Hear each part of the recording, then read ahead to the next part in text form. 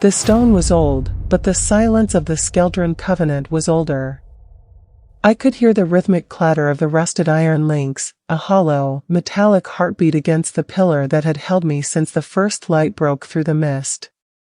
They stood in a blurred semicircle, their faces masked by the swirling gray fog of the courtyard, watching me with the terrifying stillness of a jury that had already reached its verdict. To them, I was a broken thing, a cautionary tale bound in metal. They expected me to look down. They expected the weight of the chains to pull my spirit into the damp cobblestones. But as the fog clung to my skin like a cold shroud, a different kind of heat began to radiate from my chest. It was the defiance they so feared, not a loud or screaming thing, but a quiet, absolute refusal to let their judgment become my truth. I didn't look at the elders, nor at the enforcers who gripped their spears with white-knuckled tension. I looked through them. I looked into the heart of the mist, feeling the intricate markings on my collarbone thrum with a low, vibrating frequency. The Covenant thought they were witnessing a punishment. They didn't realize they were witnessing an awakening. Every rattle of the chains was no longer a reminder of my captivity, but a countdown. I was the crack in their perfect, silent foundation, and the more they watched, the more they realized that the stone might hold my body, but it could never hold my soul. The stone was not merely a pillar, it was a physical weight that had lived in the center of the Skeldryn Covenant for generations, absorbing the echoes of every no that had ever been silenced. My wrists were raw where the iron bit into the skin, a jagged contrast to the smooth, cold surface of the rock behind me. Every breath was a struggle against the heavy chains that bound my chest, pulling me backward as if the stone itself were trying to swallow me whole. I could feel the grit of the courtyard dust in my throat, but I kept my chin high, even as my muscles screamed for relief. Welcome to Bound to the Alpha. If you stop halfway, you will live wondering what happens at the end, so stay tuned as we take you through the journey of Sigrid Vahlkyn and Mäkinen Draeven. Tell us your territory and the time you are watching this in the comments section. I was here because I had broken the law of unison, the decree that every voice must hum the same lie to keep the pack from splintering. The elders called it protection, but I knew it was a shroud. I had found the records of the disappeared, the low-ranking wolves sold into labor, and my silence at the kneeling was the only weapon I had left to protect the secret I had no legal right to speak. I had chosen the weight of the stone over the weight of a guilty soul, and as the morning sun began to bake the rusted iron, I knew the cost of my defiance had only just begun to be tallied. The Skeldryn Covenant had not always been a gathering of judges. Once, they were a people of song and shared fire. But decades of shadow leadership had turned their tradition into a weapon of stillness.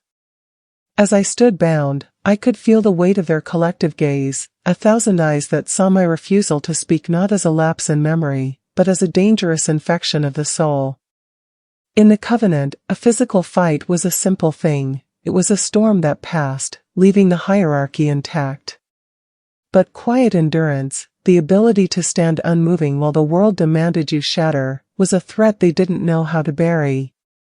History had taught the elders that a wolf who fights can be beaten into submission, but a wolf who simply waits is a mirror they cannot bear to look into. My silence was a reminder of the names they had tried to forget and the faces they had allowed the fog to swallow. They watched me with a rigid, ritualistic intensity because my stillness was a crack in their glasscom order. If I didn't break, it meant their blood oath was just a string of empty words. If I didn't kneel, it meant the power they held was nothing more than a shared hallucination. I was a living monument to their cowardice, and as the morning mist began to thin, I saw the first flickers of genuine fear in the eyes of the men who called themselves my masters. The stillness of the courtyard didn't just deepen, it curdled. The air, already thick with the morning's gray dampness, suddenly took on the weight of cold iron, pressing against my lungs until every breath felt like a labor. The Skeldryn Covenant did not move, yet they shifted, a collective intake of breath signaling the arrival of the one man who didn't need a crown to command their terror. Mäkinen Draeven entered the courtyard not with a stride, but with the inevitable gravity of a landslide. The pack parted like the sea before a predator, their rigid postures collapsing into a desperate sort of reverence as he passed. He was dressed in the dark, rugged attire of a man who lived in the spaces between shadows, his presence so massive it seemed to pull the very light from the sky. As he approached the stone pillar, the sound of his boots on the cobblestones was a steady, rhythmic executioner's beat. He didn't look at the elders. He didn't acknowledge the cowering witnesses. His narrowed, intense gaze was anchored entirely on me, cutting through the fog with the precision of a blade. Standing before me, he partially invaded the small pocket of air I had left, his shadow swallowing me whole. I could feel the heat radiating from him, a stark contrast to the frozen iron at my wrists. He was my captor, the dominant enforcer sent to finalize my ruin, yet in the terrifying focus of his eyes, I felt a spark of something that wasn't hatred. It was recognition. Mäkinen stood so close that the cold scent of rain and mountain pine clinging to his furs began to replace the choking smell of the courtyard fog. His presence was an absolute, suffocating weight, a wall of muscle and intent that blocked out the judging eyes of the Skeldryn Covenant. He didn't look at the elders for permission, he didn't look at the crowd for approval. He looked only at me, his eyes narrowed with a lethal, focused intensity that made the stone at my back feel like it was vibrating. He reached out, his large, calloused hand closing around the rusted iron chains wrapped across my chest. The metal groaned under his grip, anchoring me more firmly to the pillar as if he were claiming the very air I breathed. I prepared for the strike, for the final decree of punishment, but it never came. Instead, as he leaned inward, his body angled in a way that asserted total dominance, his gaze dropped. The thin, diffused light of the gray morning caught the faint, intricate markings along my collarbone, the scars the pack had called a curse. I saw the moment his breath hitched. The anger in his face didn't vanish, but it transformed into something sharp and recognition-heavy. His hand on the chains tightened, not in a threat, but as if he were holding on to a lifeline. In that tiny, airless space between us, the enforcer was gone. In his eyes, I saw the reflection of a truth the elders had spent decades trying to bury, and for the first time since the chains were worn from the forge, the power in the courtyard shifted entirely. The memory of the night I became a pariah always began with a scent, the sharp, ozone tang of a mountain storm that had no business being inside our cottage. I was only 7 when the fever took me, a burning heat that felt less like an illness and more like a fire trying to write itself onto my skin.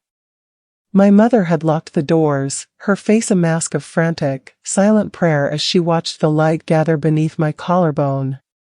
She didn't call the pack healer. She didn't call the elders. She simply held my hands and whispered, "The stars are coming home, Sigrid. Do not let them see." By dawn, the fever had broken, leaving behind the jagged, silvery lines the Covenant would eventually call scars. They were intricate, swirling patterns that defied the natural logic of flesh, more like etched glass than wounded skin. It wasn't until I found the hidden vault beneath the northern ruins years later that I understood the true weight of my burden. The markings weren't injuries, they were the ancient scripts of the first lineage, the lost alphas whose very existence the current elders had tried to erase from our history. I wasn't a victim of a curse or an accident. I was a living document, a map of a bloodline that predated the Skeldryn laws. My defiance wasn't just a choice, it was an inheritance, a silent roar from a past that refused to stay buried. The air in the courtyard didn't just grow cold, it became absolute. Mäkinen Draeven stood so close I could feel the rhythmic thunder of his heart, a sound that seemed to synchronize with the low, ancient thrumming of the markings on my skin. The Skeldryn Covenant held its collective breath, their eyes wide with the expectation of my final breaking.